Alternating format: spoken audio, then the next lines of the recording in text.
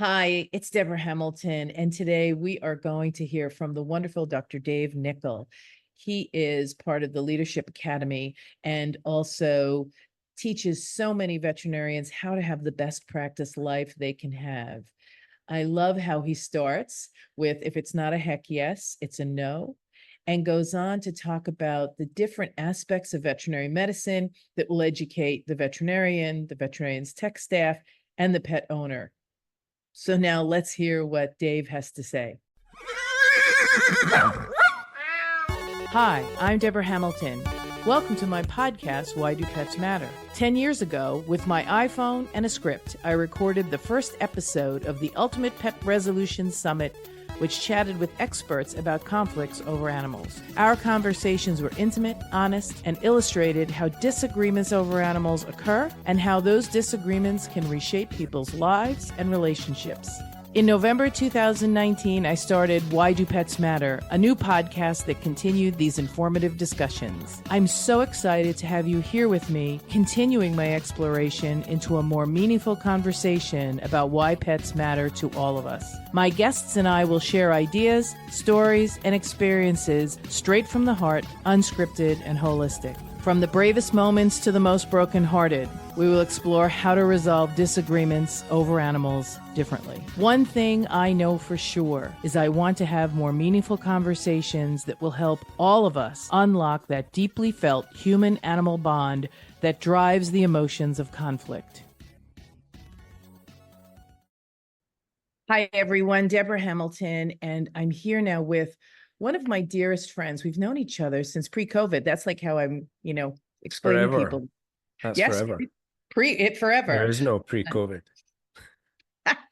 Yeah, there isn't. That's like another lifetime. Dr. David Nicol, he is really the entrepreneur in veterinary medicine who helps other veterinarians lead their best life in veterinary medicine.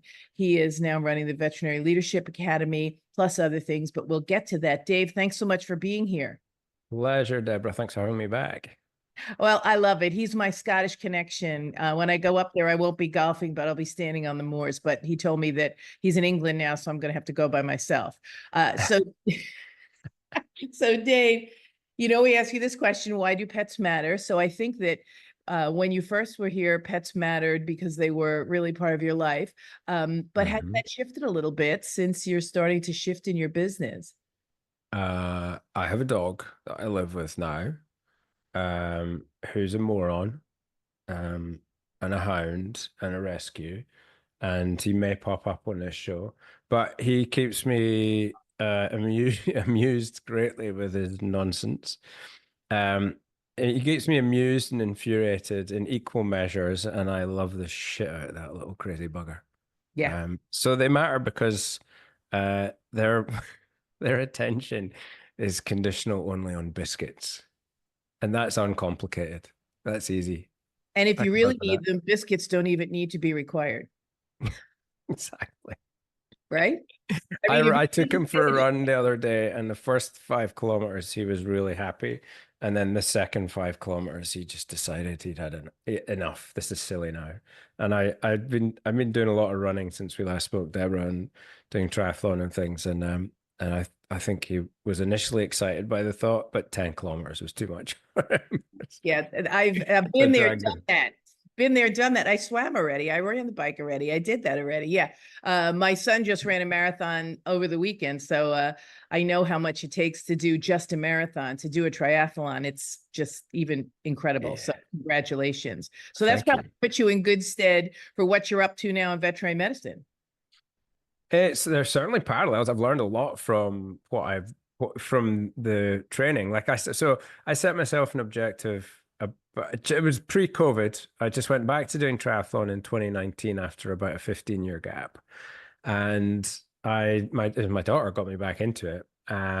She wanted to do the scootathlon, and in our local town, and there was a triathlon, and I thought, okay, well, I'm gonna do that, and I did that, and I suffered, and I looked at my time compared to my time when I was, 15 years younger, and of course it sucked compared to that. But I thoroughly enjoyed the experience. Well, whilst I was on the course, there was these godlike creatures in this sort of very blue triathlon suits with the British flag and GBR and their name on there. And I thought that looks like an elite athlete. And then I looked, and they were going at a speed that suggested they were an elite athlete. And then I looked more closely, and I thought, but they do look like they've got a few miles on the clock more than your typical elite athlete. And that's when I became aware of age group racing, and triathlon is one of the only sports that you can compete literally until the day you die. There's an age category that goes up to like 85s that you can represent your country. And it's not easy to do that, even though it's not elite level. It's sort of sub-elite level, but it's a heck of a lot beyond club level. And so I set myself the objective to race for Team GB in triathlon. And that was I made the internal objective during COVID. And then up on the stage at Ontario Veterinary Medical Association, giving the keynote as one of my talk. I did a talk called If It's Not a Heck Yes, It Should Be a No. And one of my rules was set big, hairy, audacious goals. So I made the very public announcement that I planned to compete for Team GB in the year 2025. And I lucked out and got myself a roll down place this year in 2024. So I actually did pull You on beat Team it by a GB. year. I did. So, and I've probably done enough to qualify next year as well. So I raced in the European Championships 2 weeks ago and got my ass handed to me. But it was brilliant, Deborah. And there's so many parallels with veterinary medicine and actually just Any I put profession. with Any anything. I mean, it was set a goal. Don't just willy-nilly half commit to the goal. Like if you're serious about the goal, go for it. And so I drew up this list of things that I thought, what am I going to have to do? What am I going to have to start doing? What am I going to have to stop doing? And I gave myself the operating system of asking myself the question, so what, in the big decision points, what would a Team GB athlete do in this moment? And that's the way I thought for the last 2.5 years. And here I am, I've had a great second proper full season competing at this level. And I've had some wins and I've had some losses, and the lessons keep coming, but the consistent application of effort toward a goal with the right mentors, the right coaches, the right feedback, taking your beatings, picking yourself up, learning more. You just keep stretching and growing. And I just think that's just the most remarkable thing about being human, is the ability to stretch so much further beyond your boundaries than you thought possible. And that's what keeps things exciting for me. And I love the way you put it. You just have to make commitment. And in our world, the people we help, a lot of the issues that arise with them is that they haven't really set a goal, made the commitment to reach the goal. And then when they reach the goal, revel in the goal. Because I know when you finished that triathlon, you were like, even though my proper arse was kicked, I made it. I mean, I know that's how you felt, because that's how my son felt after the marathon. And I think it was in my 20s, I did a triathlon with no training. I don't suggest anyone do that, but I was a swimmer. How hard could it be to run Okay, and well, ride you a bike? got the life-threatening bit out of the way first, then that's good. So, and it was the only one I did, so you know how well I did, but the running definitely was an issue. But Yeah. in life and in practice, and in pet ownership, there is so much that you can learn from making a commitment, taking the time. I mean, how many bad dogs have you seen walk into a practice? Many. I mean, because nobody took the time. I always say to people who take one of my dogs home, invest 6 months and the rest of your life will be a breeze. You don't, and really they'll remember it forever, because dogs never forget. They forget by choice. They don't forget because they've forgotten. They don't get senile like we do. Well, no, not really. I mean, Well, a sometimes, bit. but yeah. But so now you're off on a new tangent, because when we spoke last time, we spoke about end of life, which was fabulous, but also we spoke about helping younger veterinarians get into the practice. But now you've really shifted a little bit to create sort of what a little piece of what I do, but also you do the grand piece because you're in the thick of it with veterinarians and their staff and their practice management. And I know that's a huge topic, both for all of my listeners, because pet owners want to know how veterinarians are living through this turmoil that's happening now. Veterinarians want to know how to live through the turmoil that's happening right now, especially with clients. And lawyers who would, be called want to know how to help their clients find a better way forward. Mm.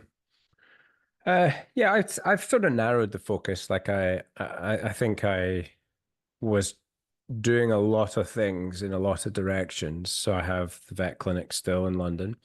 I have a mobile end of life clinic that is, uh, another business to run, or operation to run. And then I was, I wrote the book for new graduates, So You're a Vet Now What. I have a course for that. Those things are still there, but I'm not actively putting energy into that. Partly because there are a lot of people putting a lot of energy into that. Partly because I honestly was starting to feel a little bit like, I'm becoming an increasingly gray-haired, older white guy, though I don't feel at all like older or like that kind of stuffy part of the profession. I don't think I'll ever be in that bracket. Um, I felt like the greatest energy, the greatest place I could apply my lever in order to help the profession was with owners. And, my whole career experience means I've got not just great empathy with, but, I walk in the same Shoes. trench that they walk, in the same shoes, day in, day out as a practice owner. Um, and I have great people, and the freedom that I have from the clinic to do these other things is as a result of doing the other things that I now teach people. That felt like the place I could impact the most veterinarians. I give somebody a book, I coach somebody, I help one veterinarian, I teach a practice owner, a team how to be a better leadership team. That helps everybody on that team forever the rest of the time. And so that is that's a little bit it felt like a better place to spend the time and the energy. Um, you mentioned, what's it like for veterinarians, and I know you have a very diverse audience listening to this, from pet owners through to attorneys and veterinarians in the middle. And the truth is that it has been an extremely hard few years in veterinary medicine. And it feels like the bad news in some ways just keeps coming. It wasn't easy before COVID, and then COVID came along. There was an explosion of animals. The Great Resignation kicked in COVID, and we saw that in veterinary medicine as well. Partly with, I think, the people that were resigning the most, with the 50 plus demographic, who were selling their clinics and leaving the profession. And that had an impact on the ability to support and mentor the younger generation who are coming out, having their education disrupted, all of this stuff. And at a time when we needed most input from mentors, we'd arguably the least input from mentors that the profession has ever seen. And that will continue, because you just don't lose. It's like a war. It's like a war. It's nobody's dying, so it's not at all like a war. And that's not to trivialize wars. I hope I'm not misunderstood or misinterpreted there, but it is like a war in terms of generations of people were lost in the wars, the great wars of old, and that had a massive impact. Like, you look at the Great Depressions, it was because of a massive loss of skill and life, because of great wars. And war is a terrible thing, and there is always a period of absolute desolation that's going to follow what is utter brutality.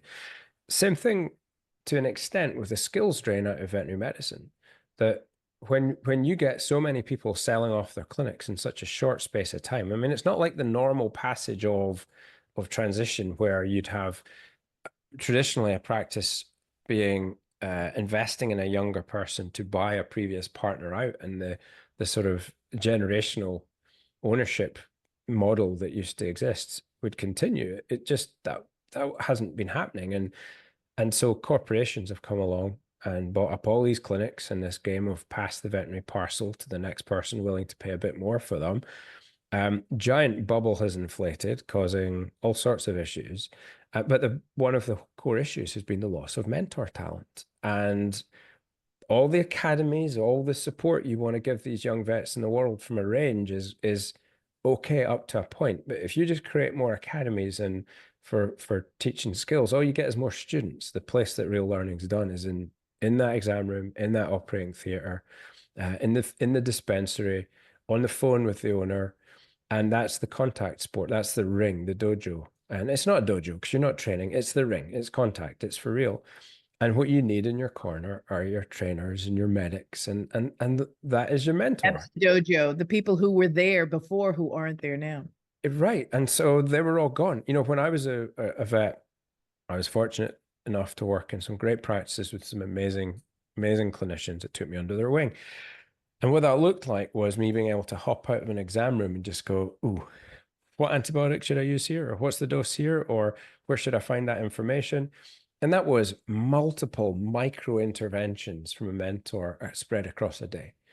You don't get that from somebody who's 3 years post qualified and now they've got a great big title in clinical director, but they don't have a great big knowledge or experience behind them.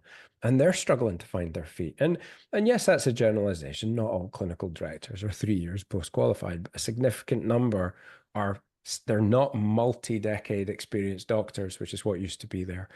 And I think that is having an effect. And it doesn't have to be every practice is experiencing this because there's not enough vets or clinical staff to go around. Therefore, small impacts have big ripples on the whole marketplace. So we end up in this grinder where young vets burn out faster due to lack of support. That continually places a recruitment pressure on the profession. We always feel understaffed. And okay, so that's happening on the vet side. On the client side, our economies have been wackadoodle. We've got an election where we've polarized the whole of the United States into left and right, and everybody hates each other, which is just a fiction, but it's real. You know, it's a real thing playing out in somebody else's fictional bullshit agenda. And we've got wars breaking out all across the world. And frankly, everybody is just like, this is just sucks. We're doing it all against the backdrop of climate catastrophe and all of these things. And frankly, it's a pretty difficult time. Economics is, you know, the economy is, who knows if it's up, down, or sideways, but, you know, we've been spending a lot of money on a lot of things economically, and our governments need money and all sorts of uncertainty out there, which makes people, okay, Yeah. and I mean, I say people, I mean, every one of us, we're all on a short fuse. So clients are grumpier. They're quicker to abuse. They're quicker to react. And veterinary teams are under strain, which creates more opportunities to react. And so, you know, you can see the sort of stress, the tinderbox. And it's, you know, the difficulty the vets face is that they're working incredibly hard. They're working long hours, doing stressful stuff. And there is a lack of empathy from, and it's not all clients at all, but certain clients. And it's understandable why people get grouchy, but, you know, it generally isn't because vets are being dangerous in their application of medicine. It's things that fall through the cracks when we're short staffed, and all it does is create more animosity, and people leave more, making it harder for everybody else to stay behind. There's no answering amongst there, but there's just a request for empathy on both sides. It's like, you know, from vets need to understand that clients have got stuff going on, and from pet owning clients understand that vets have got stuff going on, and actually nobody's out to try and upset the other. We're all just trying to help the animals, and a wee bit of empathy on both sides wouldn't hurt at all. And I know, like in our practice, we focused on that a lot. We work really hard to not select clients who perhaps don't want what we have to offer, and we're clear about what we do offer. We work hard to make sure that the team has the opportunity to do good work, without as much strain as we can, you know, as much of the strain we can take off, we take off. And, you know, and it is possible to do it in a way where people feel good. And I'll tell you, I'll stop yakking in 1 second, Deborah. Just one of our vets recently hit her 3 year post-graduation anniversary.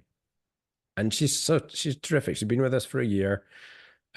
She's grown so hugely in the year. And I interviewed her on my own podcast just recently. And it was just amazing to hear her journey of, she graduated in COVID. She went through the anxiety bobsled run of the first 6 months with having such a crappy educational experience and coming out into the COVID world.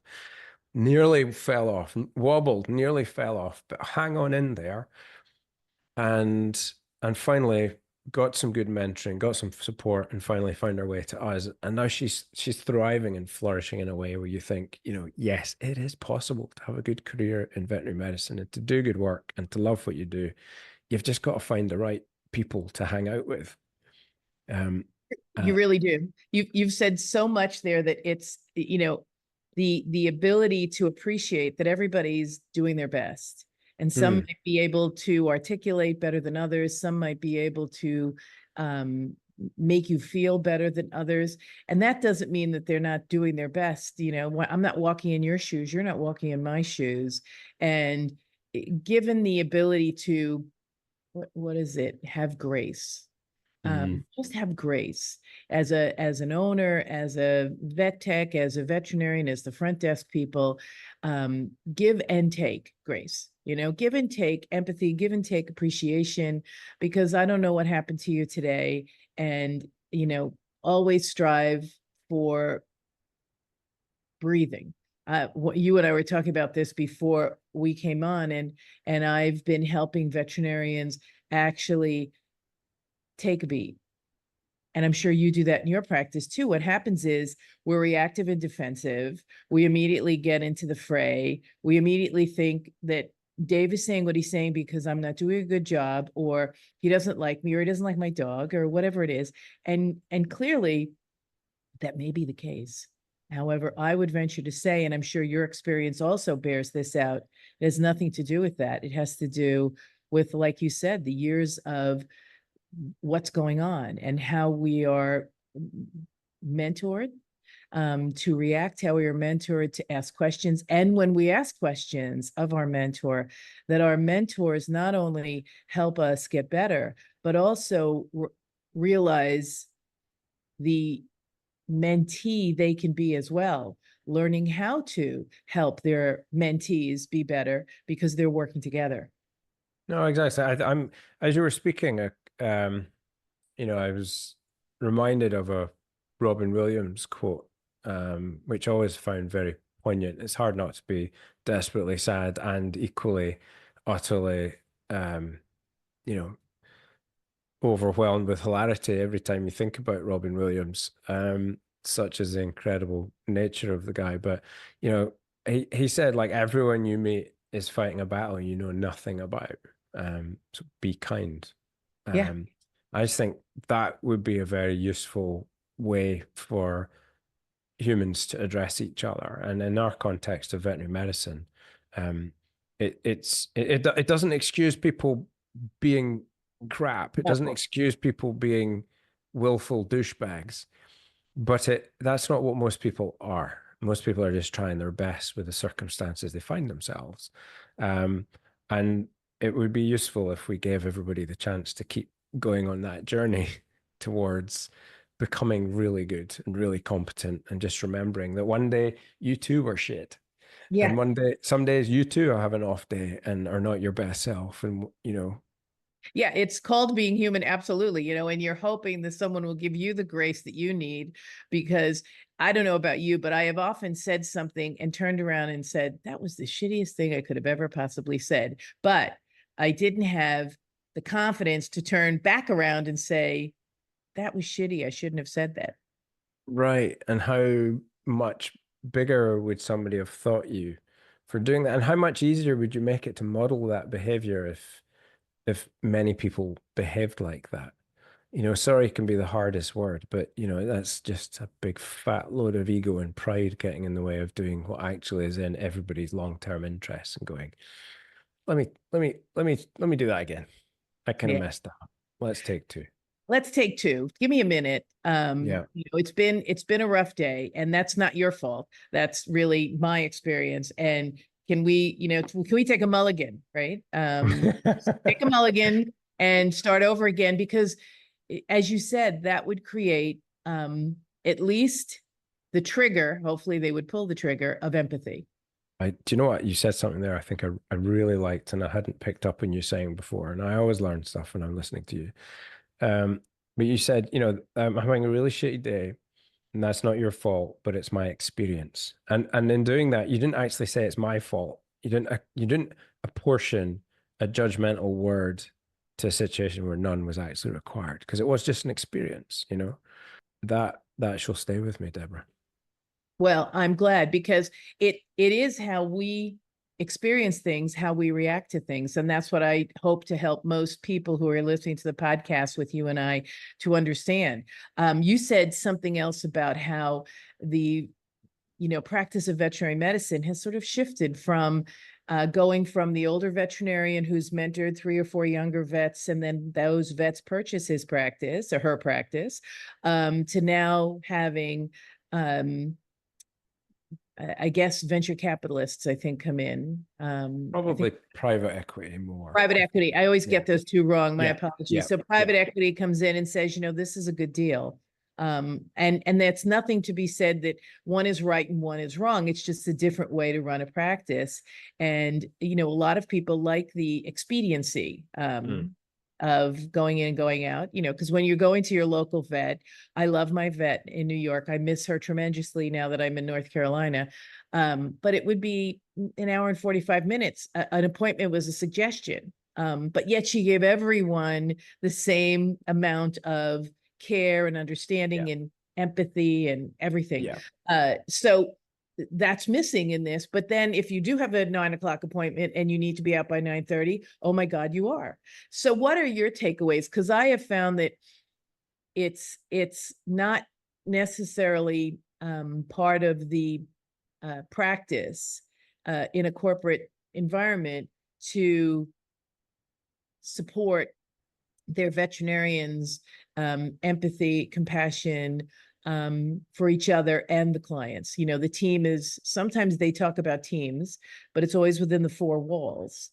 And my thought is, well, yeah, that's great. But if nobody walks through the door and you don't welcome them as a team member, then you don't have work. No, no, exactly. Listen, I think, and your question pertains specifically to, practices that are in more corporate ownership. The drive to that was a drive to make money. And I don't think anyone should be in any doubt that that is the case. Private equity exists to generate money for fund investors into their funds over a certain time frame. And what everybody saw was an opportunity to roll up what was a sleepy cottage industry for multiples that are far in excess of what any sane person who was going to run a business for 20 years beyond purchase, which is what used to happen, would want to pay. And they did that because they were going to be able to generate a much bigger business, generate enough cash to fund the debt. Not that there was necessarily a lot of debt because it was somebody else's money that the funds are using, but certainly to fund the enterprise, in the knowledge that in a 3 to 5 to 6 year window, that somebody else was going to come along and go, ooh, I like what's going on there. I would like my slice of that pie, and pay a bigger multiple. So as all the fund holders get paid well, and then the new guys can hopefully grow the pie a little bit bigger. But ultimately, there's only so many of those levers that you can pull that are financial levers. Squeezing the suppliers for every cent that they're worth. Rationalizing your management structures so as that you're able to cut middle management. Joke.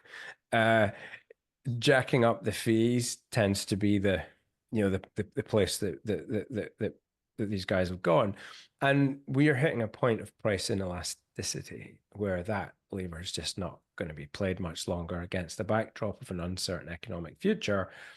I would be worried if I were the next person buying a group of general practices, because the reality is that it's hard to see where the growth is going to come from without investing in things that look after the people at this point. And I don't mean paying like lots of money to keep people in there. Like, lots of money holds you in for a bit, but ultimately, if it's a crappy experience of working in a place, it's not going to hold people for very long.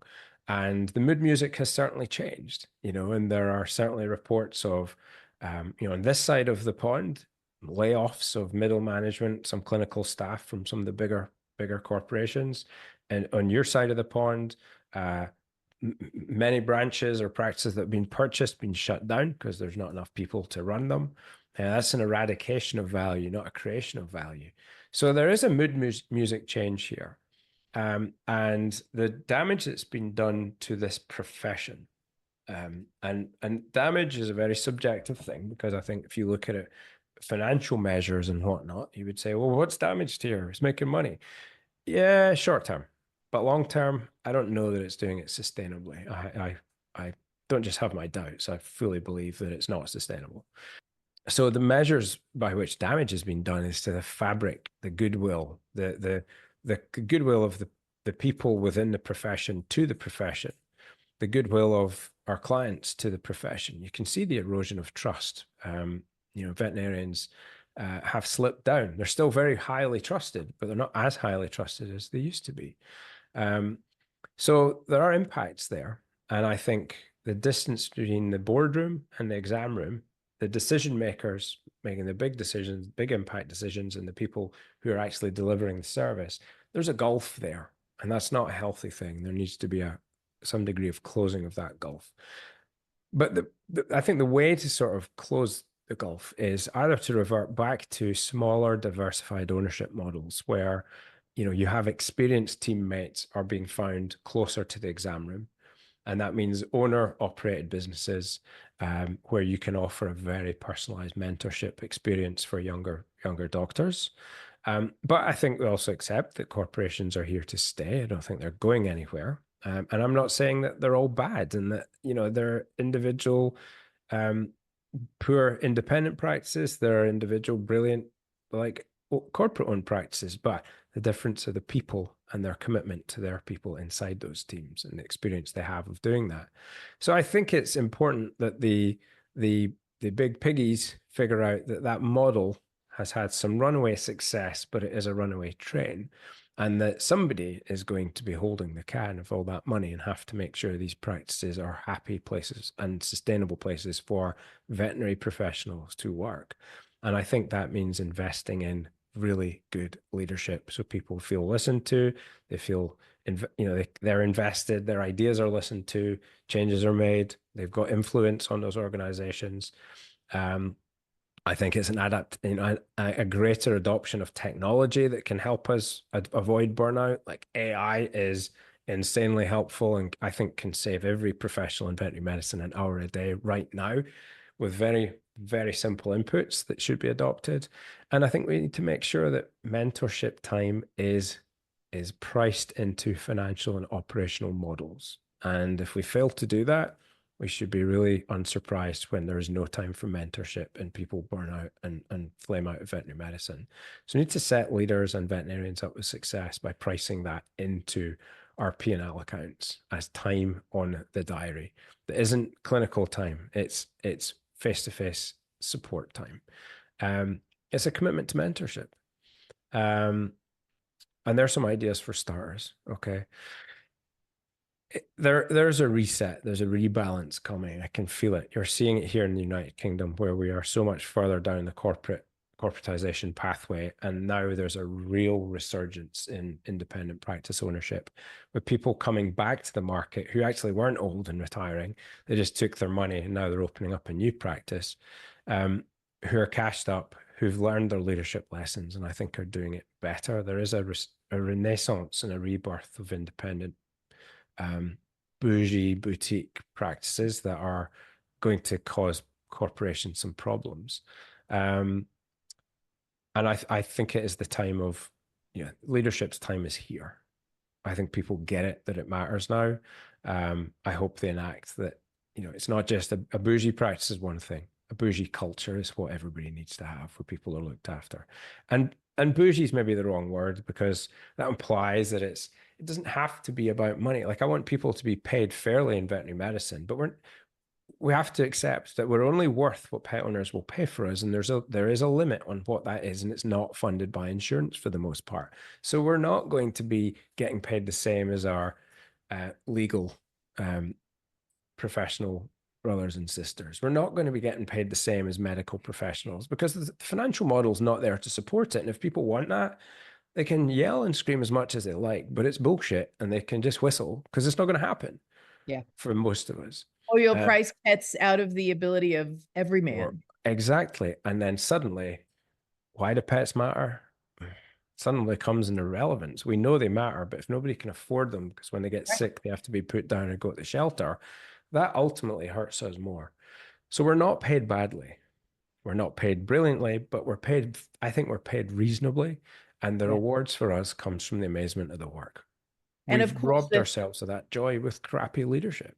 Oh, I can't agree with you more, because the mentorship and the collaboration, I think, is what keeps veterinary practices percolating along. If everyone is rowing the boat in the same direction and they all feel free to raise their hand, they have agency to make decisions, they ask questions, they're not fearful about asking questions.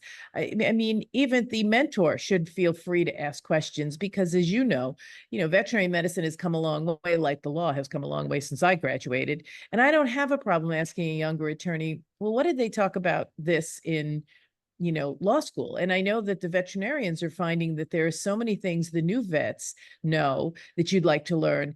And then, of course, that wonderful age-old experience creates, an ability to do something that you would never have learned in law school, but that works, to share that kind of information.